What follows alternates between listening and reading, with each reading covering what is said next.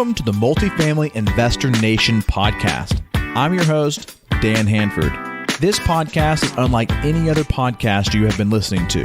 The guests on this show are true, active real estate investors closing real multifamily deals. Whether you are an active investor looking to up your game or a passive investor looking to learn more about how multifamily deals are structured, I promise you will thoroughly enjoy this podcast. So be sure to hit that subscribe button so you'll be notified of future episodes. For those of you that are interested in investing passively in these types of deals, in solid, cash-flowing multifamily deals throughout the Southeast, then visit my group, PassiveInvesting.com. Fill out the investor interest form. That's PassiveInvesting.com. If you've closed a multifamily deal in the past 12 months and want to be on this podcast, then send an email to Stacy@multifamilyinvestornation.com for details. Now let's get started.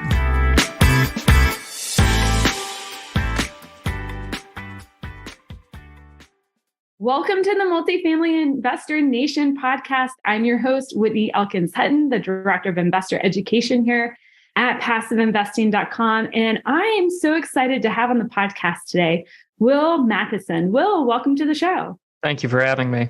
Excellent. Well, before we dive into the details of Creekside Villas, 21 units in Boone, North Carolina, tell us a little bit about yourself, what your background is, and how you got into multifamily real estate.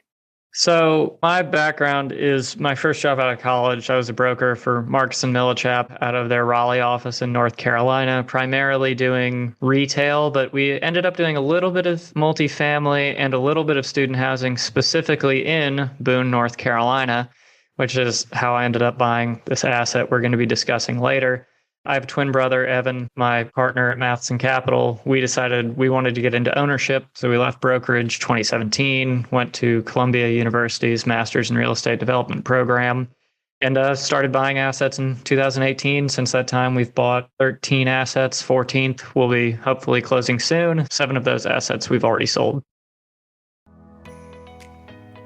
Are you a passive investor looking to diversify your portfolio? The team at PassiveInvesting.com is thrilled to introduce the investment opportunity of our real estate debt fund.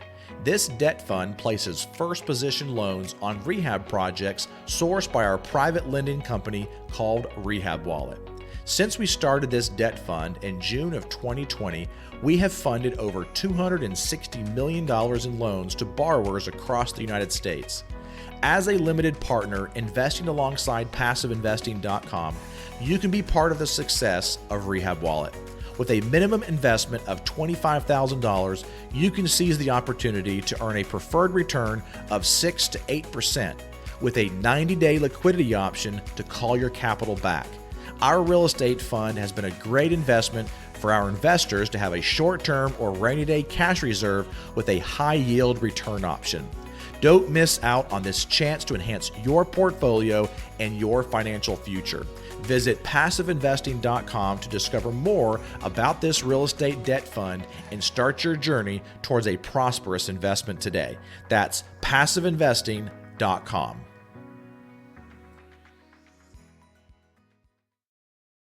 Well, let's dive into the details of Creekside Villas, 21 units in Boone, North Carolina. You closed in September of 2022, but let's back up the timeline a little bit and discuss when you found the deal and how you found it. So the deal was brought to me by Kyle Chase, K Chase, based out of Charlotte. He brought it to us off market, and Boone is a market we really like. Like I said, going back to our brokerage days, a bit of an interesting story. When a broker tells you the rents are 30% under market, you kind of have to scratch your head about that. But he was able to make a pretty convincing case. We went up, we toured the property, liked it, started working on a contract right away. All right. Was there anybody else looking at the deal, or was it just you guys? I like to think it was just me. As far as I'm aware, I wasn't competing with any additional offers.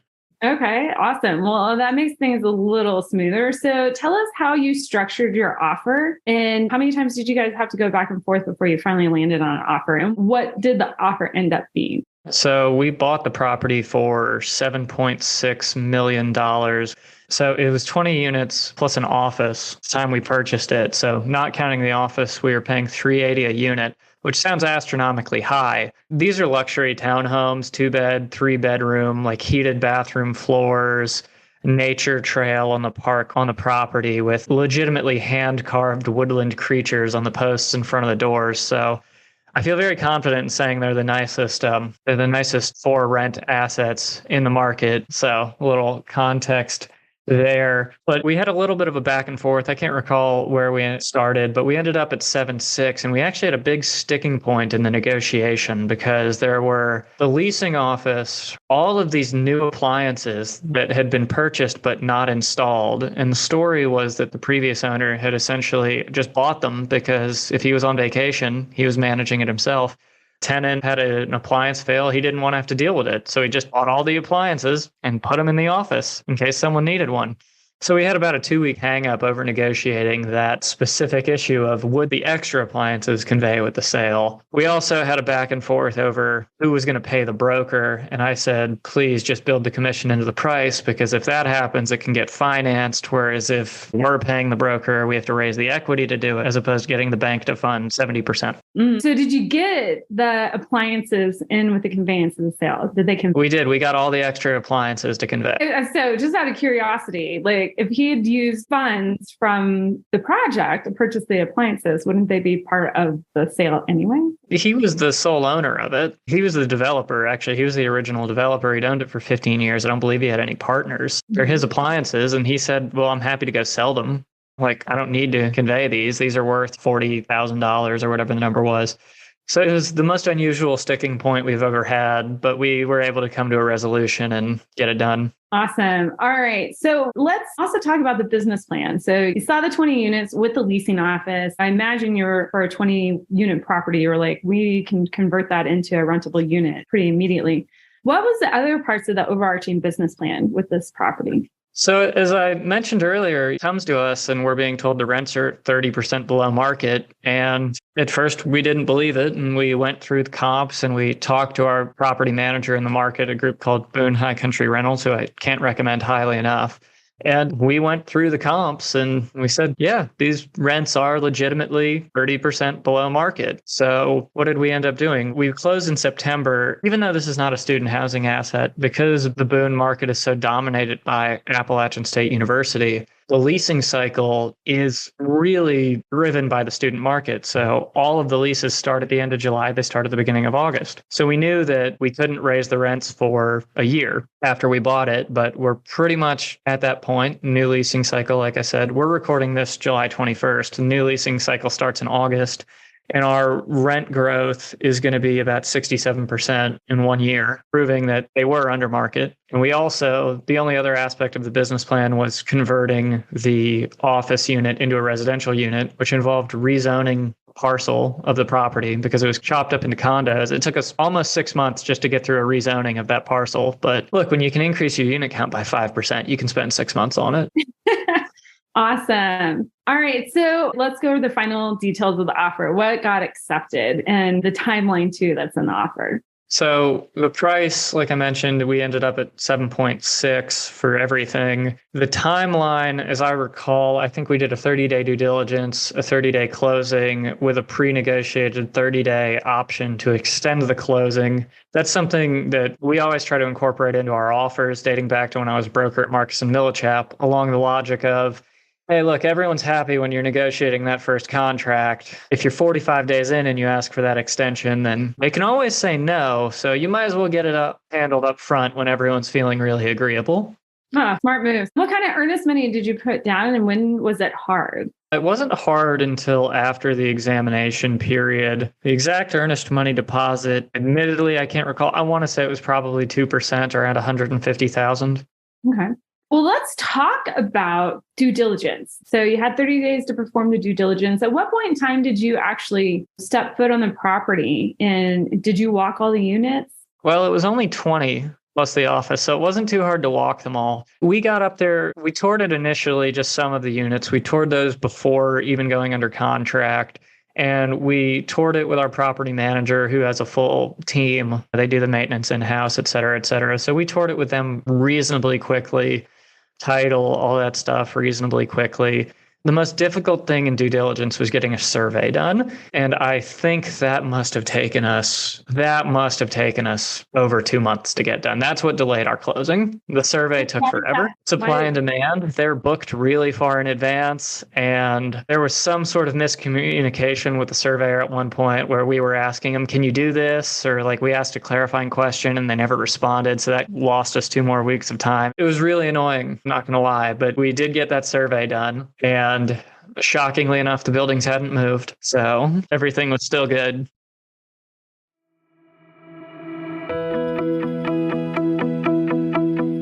Are you a serious real estate investor looking to break into the multifamily space? Or are you an experienced multifamily investor looking to level up your game by meeting new passive investors and creating new partnerships? Have you heard of the MFINCon happening in Charlotte, North Carolina, June 12th through the 14th? The Multifamily Investor Nation Convention is a place to learn from over 60 plus high-level speakers and also to network with over 700 serious multifamily investors. If that's not enough for you, A-Rod. Yes, Alex Rodriguez, 12-time Major League Baseball All-Star with over $700 million of commercial real estate, including apartments, will be live and in person speaking at this event. Also speaking is the one and only Dr. Robert Cialdini, the godfather of influence and the award-winning author of the book Influence, one of my all-time favorite business books. Finally, we will have the CEO of Taco Bell, Mark King, joining us on stage to talk about leadership. Be sure to secure your tickets to this live in-person event as the tickets are going fast. Go to mfincon.com to find out more details. There are also sponsorship opportunities available for those of you who would like to have a booth at this event.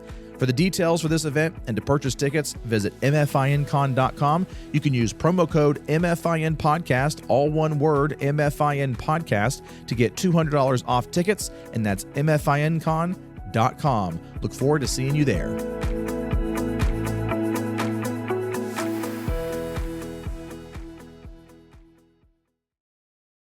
Was there anything surprising that showed up on due diligence? The most surprising thing, it was surprising in a good way. We knew the asset was really good, but when we're going through the due diligence and it's really being explained to us, like we were 3 times over the fire code or something like that. And like insulation was 3 times the standard too. I'm not an expert on fire codes, but if you're supposed to be like R19 or R17 in terms of like fire insulation, I think the property was R57 or something to that extent. It was incredibly well-built property, really impressive. Now, the irony being there was that winter storm that hit us all in December, caused the whole Southwest debacle. We still had a pipe burst because it was -20 for 3 straight days. So despite all of our insulation and our quality, we still did have one pipe burst. But one pipe burst. Only one. There were quite a few other properties in that market that had some issues with that. So we're grateful that it was only one unit. But I'm awesome that you guys like were hedged a little bit going into that storm. It could always be worse. I could have had 20. Right. I remember asset managing several properties in Texas a couple years ago, whenever the whole power grid went down. So that was fun. Anyway, good times. Yeah, those are the fun times in real estate, right? So we went through the physical due diligence. Any surprises on the financial due diligence of the property? It was honestly really straightforward. There was one surprise that came out later, I guess. We didn't realize this until after we closed, but we had to increase our trash contract after we closed because apparently the prior owner used to jump in the dumpster to compact the trash so he wouldn't have to have it picked up as frequently. So we had to double our trash pickup. That was a surprise that did not come up through due diligence. Quite frankly, I don't know that I would have ever thought to ask the question, does anyone compact the trash between pickups? That's a new one. I've never heard that one before. Well, I'm trying to keep your listeners entertained. But due diligence was reasonably straightforward. Again, it was built in 2007. It was a very high quality asset. A lot of tenants had been there for a while. So the bank records are pretty straightforward. Everything was pretty straightforward. Awesome. All right, well, let's talk about the lending. September 2022, not exactly the smoothest time to acquire lending on a property. What kind of debt did you put on the property? Was it private? Was it public debt, fixed rate, floating rate debt? Let's get into the nitty-gritty details there. So I am very grateful to say that Matheson Capital has never, on any deal where we've been the lead sponsor, we've never used floating rate debt, which has really benefited us in the last year. I can imagine. Yeah, it's been nice. I can't fault people for using floating rate debt. The whole conventional wisdom in the market said that was the way to go. It's just a bit unlucky at the moment. The Creekside Villas financed using bank debt from First Carolina Bank, my favorite lender. I think I've worked with them 6 times. Shout out to Greg Farrell and David Dickerson. They do great work. We ended up financing that with 4.7% fixed rate debt, 5-year term, 2 years IO with a 30-year amortization. Despite it closing in September, they had given us a term sheet, I want to say maybe June or July, and they stuck by that term sheet. They're just a great group to work with, which is why we continue to work with them. Awesome. So was it recourse debt, non-recourse debt? It was non-recourse. Non-recourse. And then was there any prepayment, penalty, yield maintenance, lockout periods on it? No prepayment, no yield maintenance. That's awesome. They're a great bank to work with. First Carolina Bank. Can't recommend them highly enough. If you guys are in the Carolinas, I recommend speaking with them. There you go. Nice little plug there for them. You raised capital for this deal. So let's talk about the capital stack. How much did you get in lending? And then what did you raise? So the loan was $5 million. The equity was $3 million. So we've always been a pretty low leverage group. So we're looking at 62.5% LTV there. Like I said, we raised $3 million of it with the sponsor putting in 10%. So the total raise coming out to total raise from LPs being 2.7. Okay. And then how did you structure this with your LPs? So we were using a typical 30/7 or 30/8 promote, 2% acquisition fee, 2% asset management fee, a fairly standard, at least in my understanding for this. Okay. So that's different language than what a lot of our operators put it in. So for those people who are kind of new in listening to this, would you describe that 30/8? So our investors, we would give them a preferred return of, like I said, it was either 7 or 8%. And that means that let's just take $3 million of equity. Let's call it 8%. That means every year we owe investors $240,000, 8% of $3 million. Mm-hmm. And for every dollar over that 8%, the manager, the sponsor, has a bonus of 30 cents. The logic being that if we give you an 8% return, you're probably not going to be ecstatic. It's okay. It's not great. So we don't earn a bonus, so to speak, until we exceed that minimum threshold. Yeah. So I guess for those of you who are listening, maybe a limited partner, essentially what Will is saying here, it would be a 7% prof and then a 70-30 split with cash flow and equity, it sounds like. Yes. Awesome. And you already talked about the fees. So I have a question to slide in here. How did things go after acquisition? Did it take over on the property? Any surprises there, or has it been pretty smooth sailing?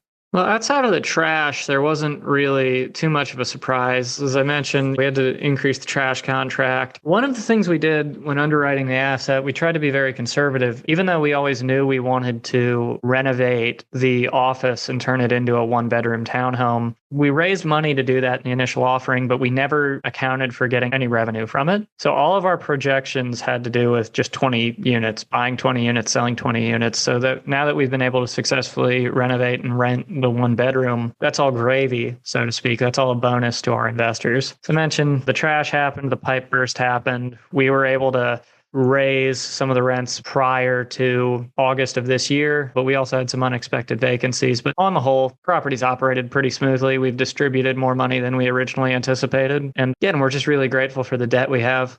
Awesome. Well, Will, I just have 2 questions left for you as we wrap up. And these are 2 questions that I ask everybody. What did you find was easy during this process that you thought would be a little bit harder? And then what did you find that was a little bit harder that you thought was going to be easier? So I would say I thought raising the equity was going to be a little bit harder than it turned out to be, which is just a great problem to have. Now, obviously, I think the fact that we had secured great debt and we'd owned multiple assets in the market beforehand really helped. We have very good relationships in that market, and we have investors who know the market very well and why we like it so much. So the equity raise was a little easier than I'd expected.